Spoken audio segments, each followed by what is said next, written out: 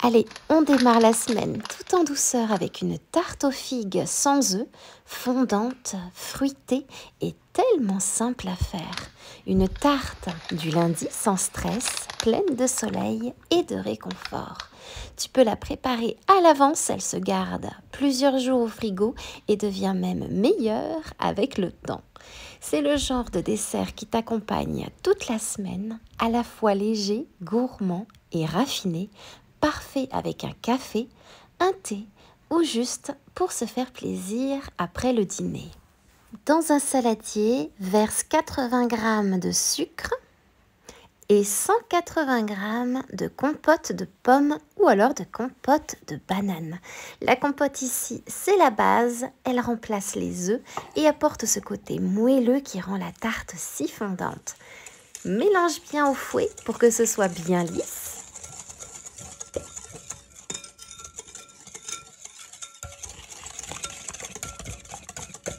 Ajoute ensuite 200 g de fromage mascarpone. Ici, pas besoin de trop travailler la pâte. Dès que le mélange est homogène, c'est parfait.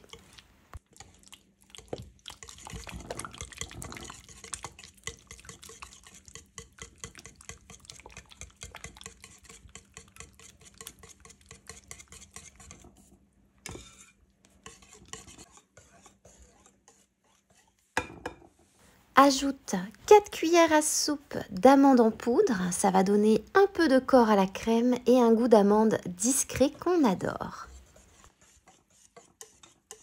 Et pour finir, 1 à 2 cuillères à soupe de Grand Marnier, ou alors de la vanille si tu préfères, ou bien même encore de l'eau de fleur d'oranger. Cette petite touche aromatique, c'est ce qui va faire toute la différence.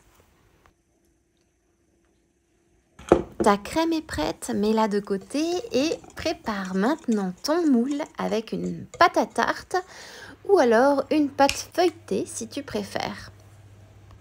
Pique le fond de ta pâte à tarte à l'aide d'une fourchette.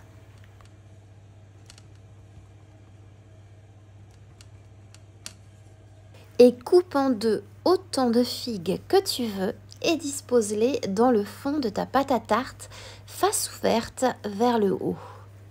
C'est ce qui donnera à la tarte son visuel magnifique et ce goût légèrement confit.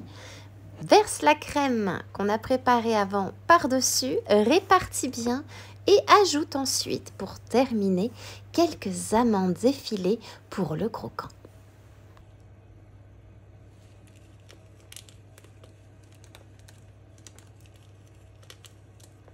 Et c'est parti pour une cuisson au four à 180 degrés pendant 50 minutes. N'hésite pas à couvrir à mi-cuisson si besoin.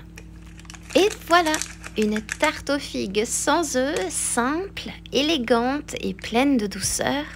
Une fois cuite, laisse-la refroidir complètement, puis mets-la au frigo pendant 2 à 3 heures. C'est le secret pour une texture bien fondante et un goût équilibré. Un dessert à garder au frais pour les goûters de la semaine ou à servir en fin de repas avec un peu de sucre glace par-dessus. Et pour terminer, j'ai très envie de te partager une belle tradition venue du sud de l'Italie, encore vivante en Calabre, la mélasse de figue qu'on appelle là-bas miai ficou. Autrefois, on faisait bouillir les figues très mûres, on pressait le jus dans un sac de toile, puis on le faisait réduire doucement jusqu'à obtenir un sirop épais et doré. Ce miel de figue servait à sucrer les desserts traditionnels, les pains aux fruits ou même à faire un granité rustique avec de la neige fraîche. Un vrai sucre naturel à redécouvrir, simple et ancien. Et maintenant, il ne me reste plus qu'à te souhaiter une délicieuse dégustation.